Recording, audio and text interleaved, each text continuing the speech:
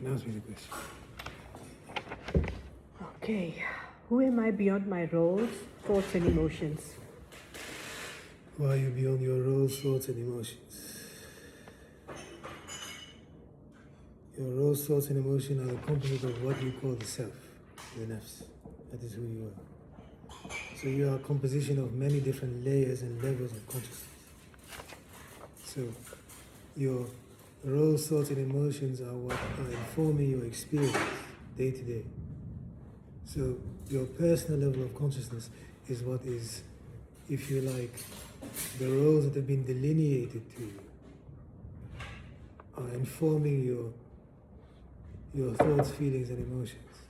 Your personal state is being modulated by or is organized around those things, your thoughts, feelings, emotions. The roles that we are given are appropriate according to the state that you are in, according to the capacity in which the personal vehicle can, if you like, function and operate in the world.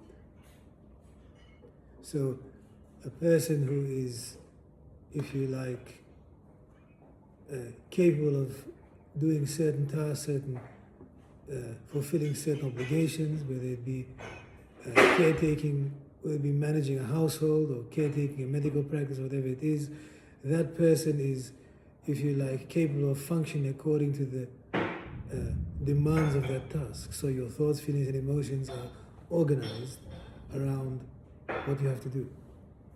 Very simple. I'm asking you, what am I beyond my roles? So your state is, if you like, manifold. And what you are beyond your personal state is a ruh. You are, if you like, being energized by pure consciousness. Pure consciousness is your soul. Your soul is divine. Your soul is a celestial reality that is transiting through this world. So your soul is, if you like, pulsating all of these amazing subtle intelligences that allows the vehicle to function in this transitory zone, in this transitory state. So you are born in this world, you are a child, you are a baby, you are nurtured, you are nursed, and you become adolescent and then a young person. As you mature and develop, you become an adult. And each of these greater roles or these greater identities are part of the evolution of the self. And all of these are part of this amazing cosmic pattern in which you are given the opportunity to uncover and discover who you really are. So these are roles. You are given the role of, if you like, being a young person, or the role of being an adolescent, or the role of being a mother, or the role of being, if you like, a caretaker, or the role of being a custodian of whatever it is that you're doing. So these roles are part of nature's organizing pattern in order for you to discover who you really are at a much deeper level. What you discover as you go along, that as you inquire, you find that you are never really content with who you are. You are never really happy with who you are. And when you are happy with who you are, something changes and you are no longer happy. Discontentment is the key to evolution. You are never truly content with the person, because the person is, if you like, unreliable. The person is not, if you like, you're not a durable entity. Your personal consciousness, your personal state is changing all the time. And yet there is something that is constant. What is the knowing? The knowing that when I was 30 years old or when I was 20 years old, it was me that was 20 years old. What is that knowing? What is that awareness that looks back and sees, this is who I am, I was there 30 years ago, 20 years ago. What is that awareness? That is your ruh. That is who you really are. So you are here to discover the constancy of your true being, of your real being, of the eternal being, which is in you, which is your ruh. So what am I beyond that? What am I beyond it? Is it a choice or is there more? It is that your ruh is ألست بربكم.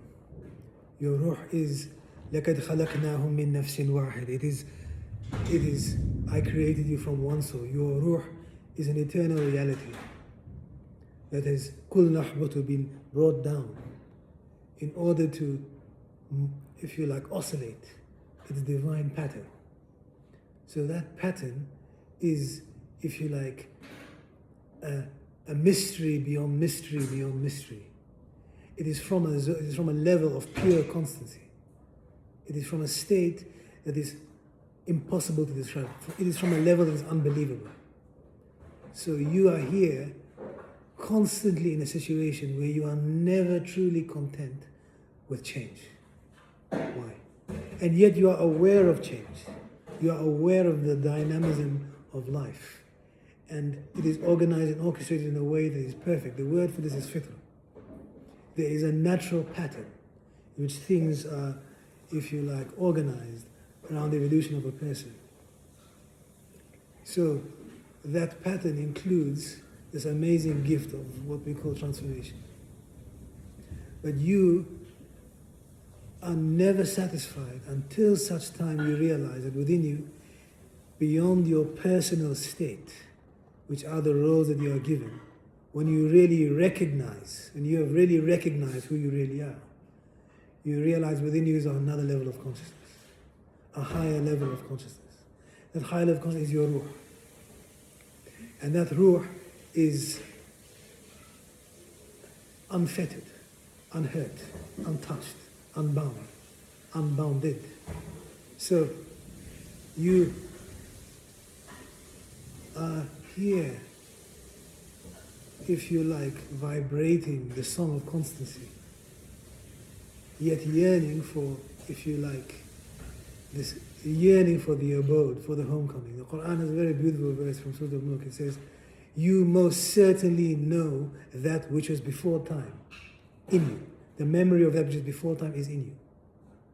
It is a very powerful verse. It is that you already know who you are, but you are trying to recognize it all the time. You are constantly trying to, if you like, discover, uncover, recover your eternal nature. It is there already. So you want to touch another level of consciousness because your personal state is, if you like, not durable. It is the one that is inquiring. It is the one that is asking. It is the one that is concerned. It is the one that is aware by virtue of being aware. There is something in you that is purely aware. That is your ruh. That is you beyond your, if you like, localized state. Meaning your birth and death. Your birth, your roles, your emotions, your feelings, your jobs, your occupations, your food, your cooking, all of these things.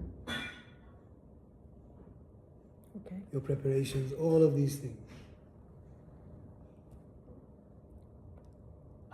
Next question.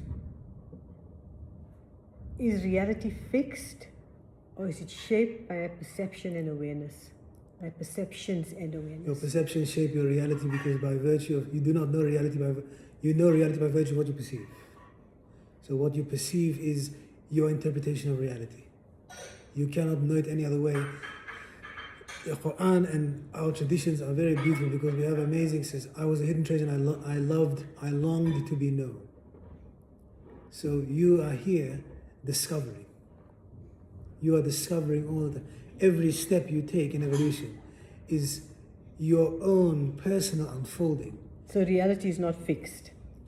It is not about it being fixed. It is that we are in a state whereby what you know for certain is that it's changing. We have night and day. We have oscillations in temperature. We have oscillations in mood, in feeling, in sense. I can feel the hairs on my, as the years go by, the hairs on my beard change color. I am aware of change.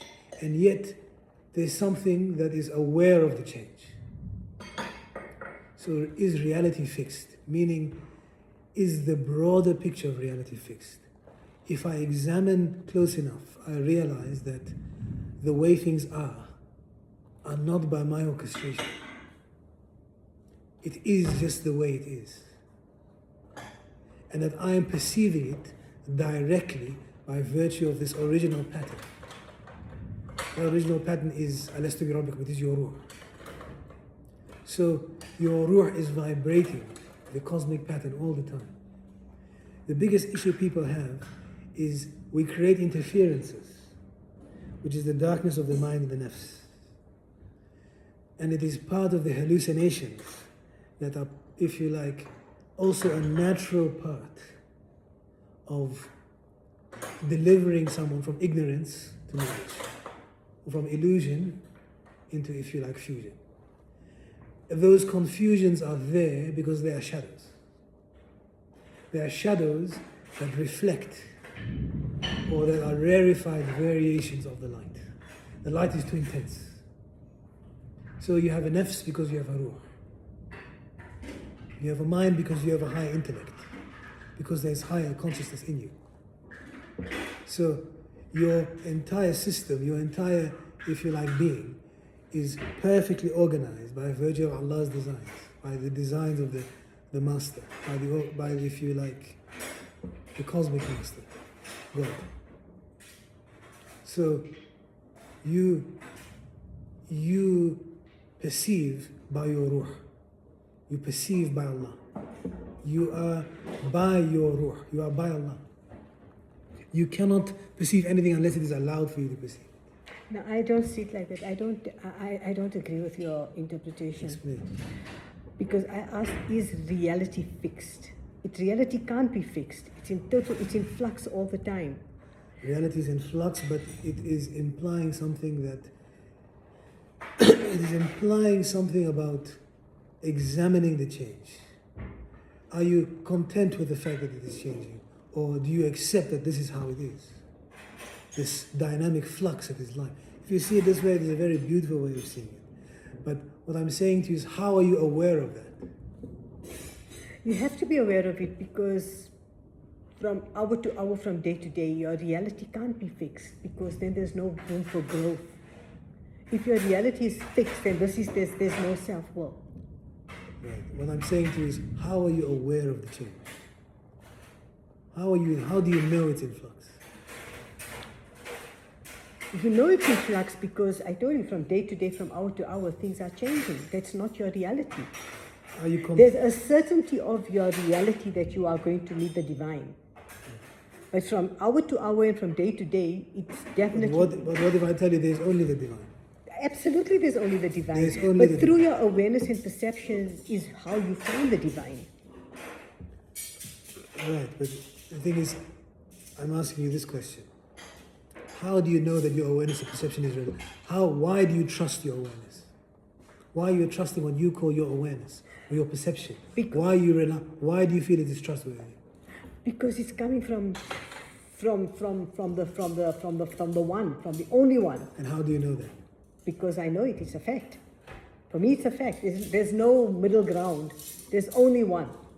And everything comes from that one. It's all the whispers and the... It is all emanating from Allah. That's it. It is all, if you like, Allah. It is, there was Allah and there is only He, and He is the same now as He was then. It is this amazing possibility of existence. And the Quran is a cosmic disclosure. So if we're talking about reality, we're talking about this cosmic possibility of there being life. And life has a purpose.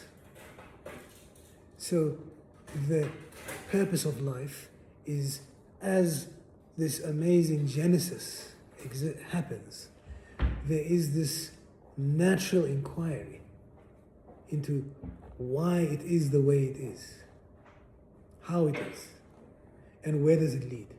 Because there is a sense of trajectory. I have a sense of what we call time. And I am aware of that. And the question is, how am I aware of that? How is it that I'm aware of this amazing gift of time?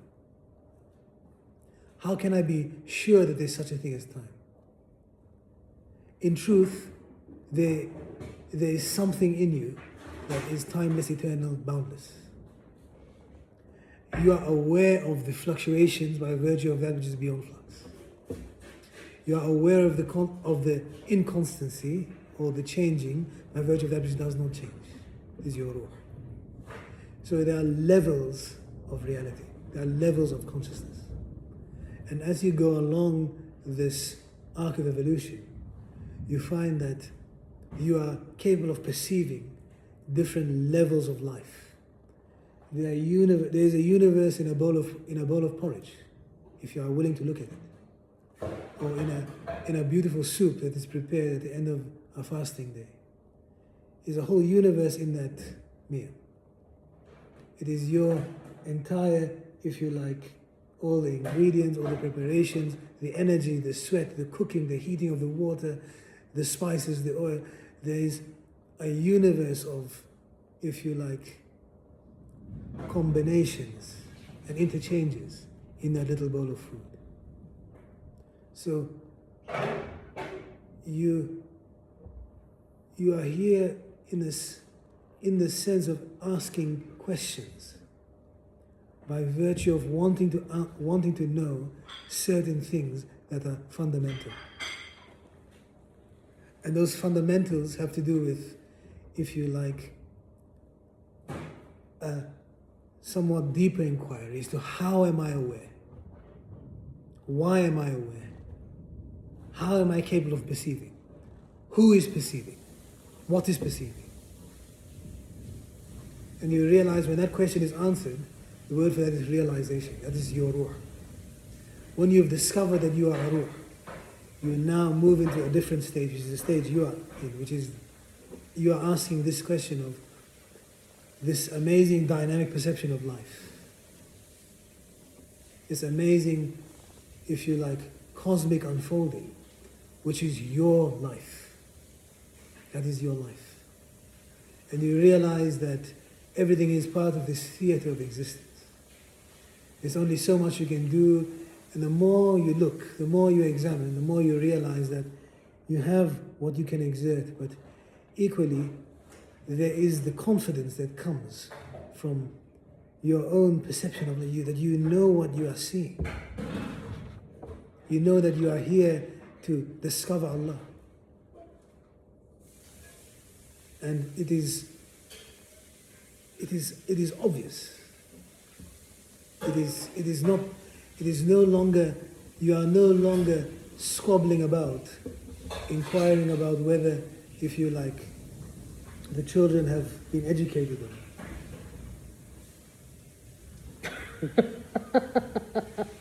not. Okay.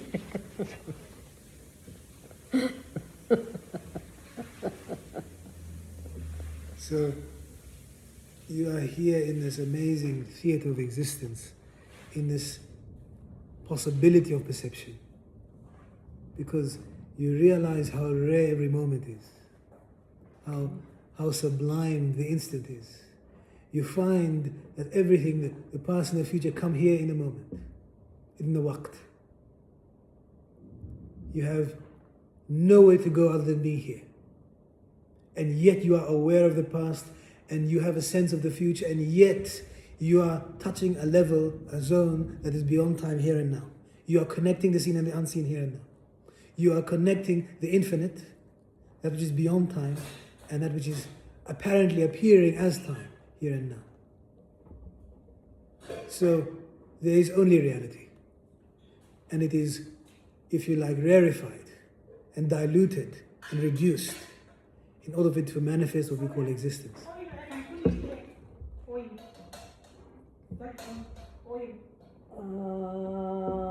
No, don't put it there. I'm going to use it. Okay. Next question. Next question. What? Are you content with that answer? We can relook at that. What part of my life is driven by ego, and what part flows from pure awareness? Everything is driven by your nafs, and yet none of it is real because all of it is from your ruh. All of it is from your ruh. Everything, every possibility that you can ever imagine, and if you like, everything that you do is from your ruh. But it is the extent to which it is diluted. So your ruh, the more you, if you're like really in deep, the word is ibadah, dhikr, meaning the more you are touching higher consciousness, the more you are with your ruh, the more you are a ruh, the closer you are to being realized, the more what you call the way you experience it, the way you perceive things, the way you interpret things changes. The nafs is darkness, but that darkness has a purpose. And that purpose has to lead you to wanting to move beyond what you believe to be your limitations and confinements. So how much of what I'm doing is motivated by my nafs? We have a very beautiful and full system. You are many things. You have a personal state. That personal state has to do with eating, sleeping, procreating. And you have a deeper state, a higher state, which is your ruh. Your ruh is, if you like, energizing, is allowing your physical vehicle and all of the other consciousnesses that inform that vehicle to function. So if you are really in deep calibration with your ruh, you are in a state of dynamic perception, you be aware in a different way, you are concerned about different things. You are at a higher level of consciousness, higher level of intelligence. If you dip down into the stupor of the animal, all you want to do is eat, sleep, smoke, whatever it is, and your concerns are at a very low level of intelligence. But it is also unavoidable. Is that intelligence or awareness? Because an intelligent person is aware of what they are doing. Unless you're in a state of awareness and intelligence are not the same thing. No, I think it is. Awareness and intelligence. Awareness is, I touch the table, you are aware. You are aware of the tactile, you are aware of the response. You are aware of the response. You are aware of the firmness of the table. You are aware of the skins and the cells and the pigments on the neurons in your fingers. If you like, vibrating, the neurons in your brain giving all the signals to the table, to you, to your hand, via the table, that indicates you that there actually is a physical form here that is a table. No, so you are aware of something here. You are hearing sounds. You are hearing another person speak. You are aware. You are aware of the way you sit, of the way you eat, of the way you are standing, of the way you are moving. You are aware of the atmosphere around you. You are aware. And that awareness requires a certain type of intelligence. So there's an intelligence that is allowing you to be aware in a certain way. No, I think there is natural awareness that yes, this is a table, I touch it. But your intelligence comes in and you says, this is fire. If I touch it, I'm going to burn. So you are aware that it's going to burn you. So your intelligence will stop you from touching it. Your intelligence, you are aware of these different. But when I talk of pure awareness, it's not it's more in the abstract moment. It's not in what is obvious. It's not obvious awareness. It is pure awareness. Is that there is a whole spectrum of awareness. Yeah. So we've gone through natural awareness. Then we have, let's say, nature awareness. You are aware that there's a big sound. You are sensing. What are you hearing now? So you're in the thunder, yeah. So you, in your own state, there is something in you that is naturally preparing for the thunderstorm. You know you need to perhaps be a bit warmer, the doors need to be closed so that there isn't any, if you like, overflow from the water. There's a sense of calm, there's a sense of anxiety, there's a sense of all sorts of things, because we know this amazing phenomenon of a thunderstorm is about to descend upon us. So, you are aware at different levels, at different degrees. It is a remarkable thing, because we are aware and we are sensing in many different ways. So the question was about pure awareness. It says, no. Pure awareness is the source of it. No. What part of my life is driven by ego? And what part flows from pure awareness? It depends on your attunement to your ruh. Because I can be preparing the meal now. Am I preparing the meal because it is expected of me, it's because I want to do it, or because it's the right thing to do, or because if I do it, it gives me pleasure because I'm feeding two important people in my life? If you are, the better you feel, the more calm you are, the more content you are, the more happy you are, the more natural your conduct is, the more the clearer your mind is, the effortlessness in what you do, the greater that is. Those are indicators of you being attuned to your soul, to your ruh. Okay. But if you are stuck, if you are struggling, if you are uncertain, if you are in a mess, these are, if you like, the darknesses of the nafs. Let me just go. Hold it, stop.